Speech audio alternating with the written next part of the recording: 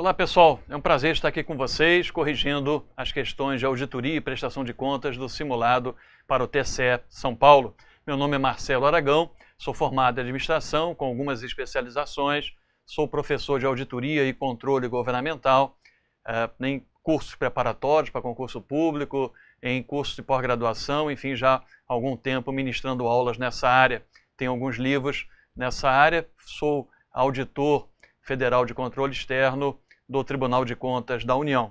Vamos lá, pessoal, vamos direto ao que interessa, vamos corrigir as questões do simulado. Foram apenas 5 questões e de uma relativa dificuldade. Não foram questões difíceis, foram questões tranquilas, pelo menos na minha concepção. Vamos lá?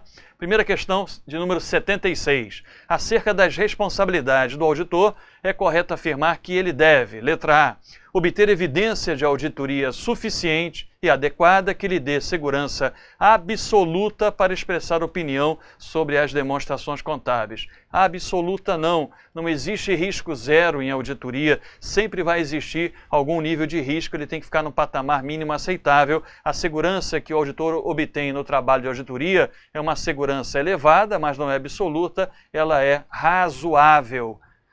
Letra B. Atestar a integridade das informações fornecidas pela administração. Mesmo que o auditor tenha planejado o trabalho para obter todas as informações junto à administração que ele precisava, ele jamais vai ter essa segurança, vai conseguir atestar essa completude, essa integridade, porque a administração pode ter sonegado alguma informação. A letra B também está incorreta. Letra C. Assegurar com a sua opinião que a administração conduziu os negócios da entidade com eficiência e eficácia. O parecer do auditor não significa nenhum atestado de bons negócios, nem de continuidade, nem de que a administração conduziu os negócios com eficiência e eficácia. É uma opinião sobre as demonstrações contábeis, se elas foram elaboradas ou não, de acordo com a estrutura de relatório financeiro aplicável. Não é uma auditoria operacional. A letra C também está incorreta. A letra D.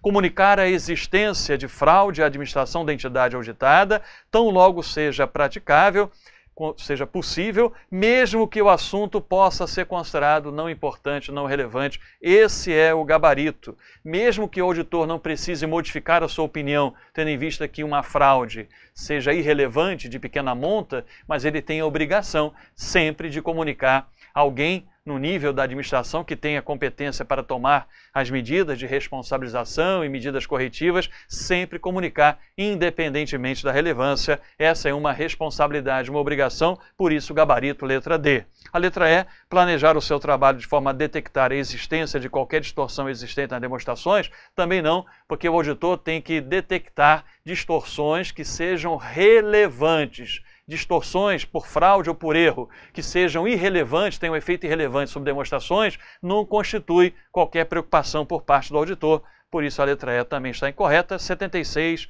gabarito, letra D. 77. Quanto às diferenças entre a auditoria externa e interna, é correto afirmar, letra A, ambos realizam apenas a auditoria contábil. Errada. A auditoria interna realiza tanto a auditoria contábil quanto a auditoria operacional. E a auditoria externa realiza somente, apenas, a doutrina se encarrega de fazer essa afirmação, somente a auditoria contábil. Então a letra A apresenta incorreção. Letra B. O objetivo da auditoria interna é aumentar o grau de confiança nas demonstrações contábeis. Esse é o objetivo da auditoria externa independente. O objetivo da auditoria interna é auxiliar, ajudar a administração no alcance dos seus objetivos, agregar valor ao negócio, aos resultados da organização. Letra C.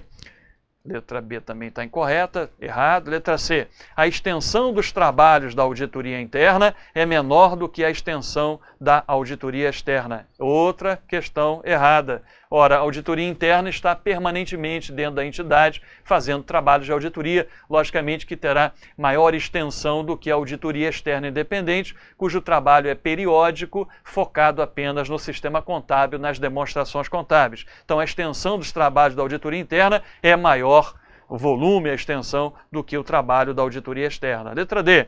A auditoria externa é desenvolvida em caráter permanente, enquanto a auditoria interna é periódica. A auditoria externa que é periódica, é anual. Auditoria anual das demonstrações contábeis. A auditoria interna é permanente, contínua. A letra E sobrou o gabarito. A auditoria interna tem o papel de auxiliar na prevenção de erros e fraudes, ajudando a organização a aprimorar seu sistema de controle interno, preventivo e ou detectivo, sugerindo aos administradores da entidade os ajustes necessários. Gabarito, sem dúvida nenhuma, letra E. Questão 78. Com relação ao procedimento de confirmação externa, é correto afirmar que, letra A, a confirmação externa é a evidência de auditoria obtida como resposta verbal ou por escrito direta para o auditor de um terceiro. Verbal não, só pode ser por escrito diretamente pela fonte ao auditor, não pode passar pela administração. O erro apenas como resposta verbal. Letra B. Confirmação negativa é quando a fonte é solicitada a responder diretamente ao auditor somente em caso de discordância das informações fornecidas. O gabarito é letra B. A negativa é aquela em que o auditor pede na carta que a fonte somente responda a carta se discorda dos valores das quantidades registradas na carta. Por isso que a confirmação negativa só pode ser em preto, porque os valores estão registrados na carta. Já a confirmação positiva, a resposta é importante para o auditor, seja em caso de concordância ou em caso de discordância. Gabarito, então, da 78, letra B. Vamos só comentar rapidamente as demais, pontuar os erros, né? C. Caso a administração se recuse a permitir o envio de solicitações de confirmação, mesmo sendo possível a aplicação de procedimentos alternativos adicionais, o auditor deve modificar a sua opinião. Ele só vai modificar quando não é possível aplicar um procedimento alternativo para a obtenção da evidência que seja suficiente e adequada de acordo com o objetivo do trabalho.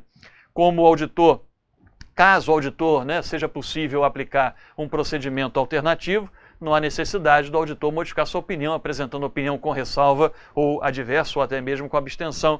Por isso, a letra C apresenta incorreção. Letra D. O auditor nunca deve usar solicitações de confirmação negativa como único procedimento substantivo de auditoria.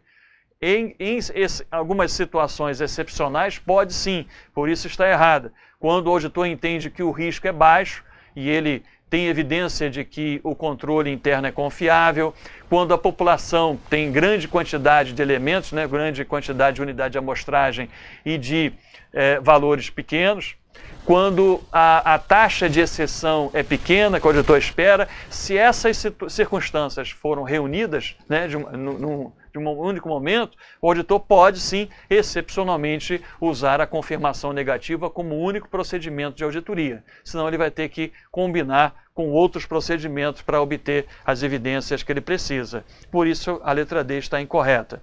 Letra E.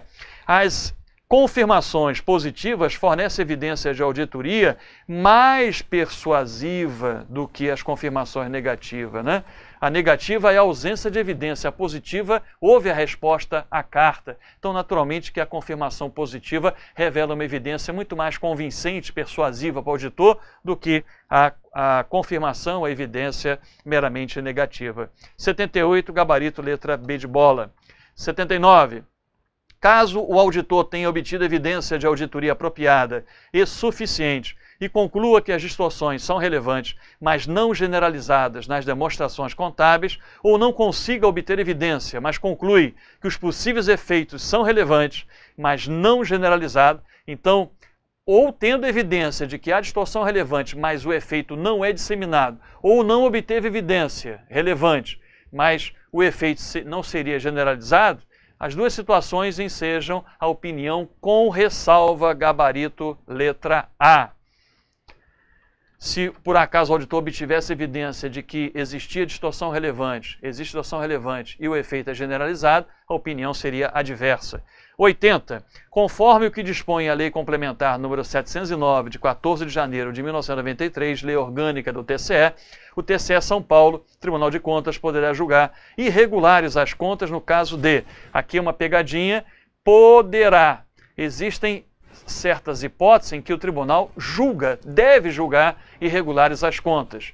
Aqui nós estamos atrás daquela em que é uma faculdade. O tribunal pode julgar irregulares as contas. Letra A. Omissão no dever de prestar contas, o tribunal deve julgar as contas. Infração à norma legal, outra hipótese em que o tribunal julgará as contas irregulares, dano ao erário decorrente de ato de gestão ilegítimo ou antieconômico, o tribunal deve. E a letra E, desfalque de bens e valores, também deve. O gabarito é a letra D. A única hipótese é quando existe uma reincidência no descumprimento de determinação de que o responsável tenha tido ciência feita em processo de tomada ou prestação de contas. Nesse caso, aí está certo, pode o tribunal, pode ou não, é uma decisão que cabe ao tribunal, discricionária, é uma faculdade de julgar essas contas irregulares por essa reincidência de descumprimento de determinação que o responsável teve ciência anteriormente em um processo de contas. Gabarito, letra D. Pessoal, muito obrigado aí pela confiança e espero que vocês tenham acertado as questões, não tenham sofrido muito, enfim. Mas o momento de sofrer é agora, a preparação de vocês na prova tem que ser as coisas mais tranquilas, né, mais simples. Um abraço a todos, bons estudos e uma excelente prova, uma excelente sorte na prova, né? Um abraço.